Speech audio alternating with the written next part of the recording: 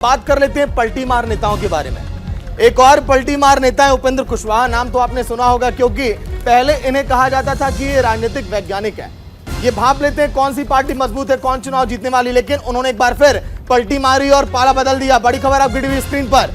अगर उपेंद्र कुशवाहा की बात करें तो उन्होंने मुलाकात की है बीजेपी के नेताओं से बंद कमरे में, और कुशवाहा के आरजेडी छोड़ने के बाद बिहार में हलचल अब तेज है, बीजेपी से नजदीकियां बढ़ने लगी हैं।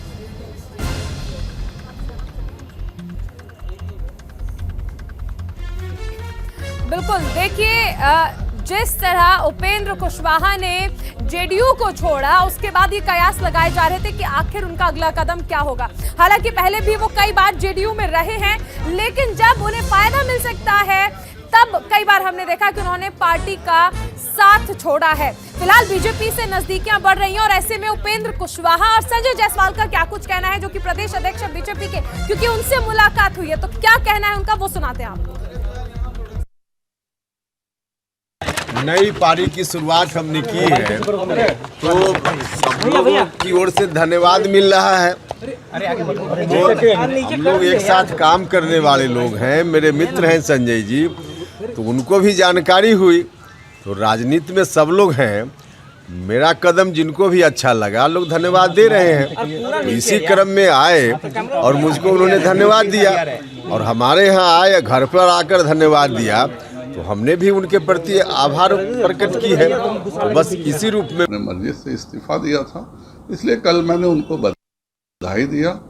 और आज एक शिष्टाचार उन्होंने आमंत्रित किया था, तो मैं एक शिष्टाचार मुलाकात करने गया था। इससे ज़्यादा के कोई मायने नहीं। एक अच्छी बातचीत हुई और मैं तो लगातार ही कहता हूँ कि माननीय नीतीश कुमार जी को छोड़ करके 1990 से 2005 के बीच में जिन्होंने भी लड़ाई लड़ी है वो किसी हालत में फिर से लालू यादव जी की गोद में नहीं जा सकते हैं। और अगर उस तरह का कोई भी माननीय नेतागण इस तरह का कोई कदम उठाते हैं तो जाहिर बात है कि यह एक बहुत ही उचित है, बिहार को बचाने के दृष्टिकोण से कदम है और बिहार का भविष्य सुखमय रहे, पुनः वह 1990 से 2005 के अंधकार के गर्त में नहीं गिर जाए, इसको बचाने के लिए जो भी नेता आगे आ रहे हैं उनको साधुवाद है। चलिए अब आपको समझाते हैं कि उपेंद्र कुशवाहा और संजय जायसवाल की जो मुलाकात हुई है इसकी इनसाइड स्टोरी क्या है, ग्राफिक्स के जरिए आपको समझाते हैं कि क्योंकि तमाम कयास लगाए जा रहे हैं, आखिर इसके मायने क्या हैं। इस मुलाकात की इनसाइड स्टोरी, कुशवाहा के एनडीए में शामिल होने की अब अटकलें जो हैं वो लगने लगी हैं, क्योंकि ये मुलाकात जो हुई है उसके बाद ही अटकलें शुरू हो गई थी कि क्या एनडीए में जाएंगे।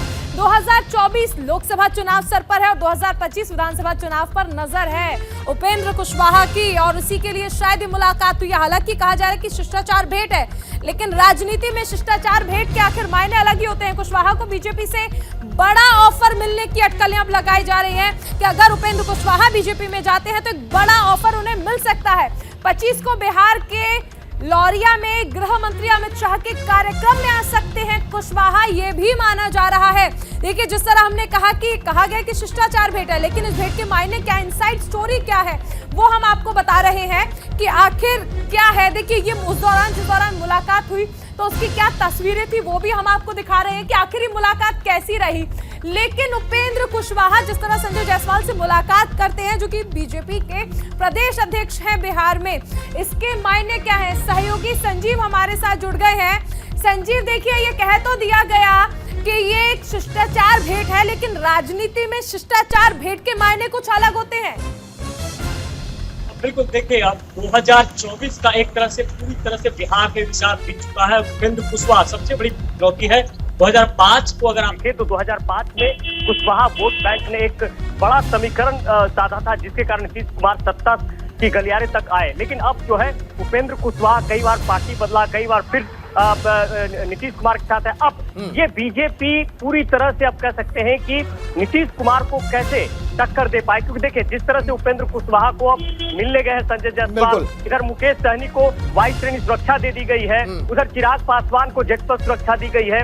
तो एक तरह से बीजेपी ये अच्छी तरह जान रही है कि उपेंद्र कुशवाहा की पार्टी बनाने के बाद बिहार में चलिए संजीव, देखिए अगर आपने जिक्र कर ही दिया कि ये कब कब पार्टी बदले, कब कब पाला बदले, तो दर्शकों को ये भी दिखा देते हैं कि ऐसे कब कब मौके आए हैं। देखिए उपेंद्र कुशवाहा मौसम को समझते नहीं है, ये समझना आपके लिए जरूरी है कि आखिर कब कब ऐसा हुआ।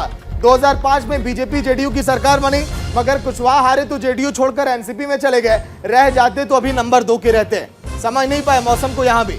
आगे अब आप देखिए 2010 में फिर जेडीयू में आए, मगर 2014 में आम चुनाव से पहले मार्च 2013 में अपनी रालोसपा बना ली और जेडीयू में रहते तो आज शक्तिशाली रहते। यहां पर भी गलती कर दी है बेचारे उपेंद्र कुशवाहा साहब। आगे देखिए 2014 के बाद क्या हुआ, फिर जैसे जैसे कहानी आगे बढ़ी तो एनडीए के साथ रहे 2014 में चुनाव से पहले, 2019 के आम चुनाव में तेजस्वी यादव के साथ चले गए, लेकिन आरएलएसपी का खाता नहीं खुला तो क्या किए 2021 में जेडीयू के पास वापस चले आए। फिर बात नहीं बनी तो फिर अब खिसक लिए और चले गए संजय जायसवाल से मुलाकात के लिए। लेकिन क्या कोई भविष्य है क्या उपेंद्र कुशवाहा का, क्योंकि बीजेपी से मुलाकात तो लगातार कर रहे हैं। चारुल, बिल्कुल, देखिए इस मुलाकात के मायने तो कई निकाले जा रहे हैं, लेकिन तस्वीरें तब साफ होंगी जब गृह मंत्री अमित शाह पहुंचेंगे और क्या वाकई उस मंच पर पहुंचेंगे उपेंद्र कुशवाहा। अगर पहुंचते हैं तो शायद तस्वीरें जो है वो साफ हो जाएंगी कि आखिर संजय जायसवाल से जो ये मुलाकात हुई है इसकी इनसाइड स्टोरी आखिर क्या है। सागर, बिल्कुल उपेंद्र कुशवाहा मानो ऐसा लगता है अपने वजूद और अस्तित्व को खो चुके हैं, इसीलिए अब उसकी तलाश में लगातार वो मुलाकात कर रहे हैं बीजेपी के नेताओं से। कल के दिन फिर होगी मुलाकात जब घड़ी बजेगी 2 से 3 का होगा समय। नमस्कार।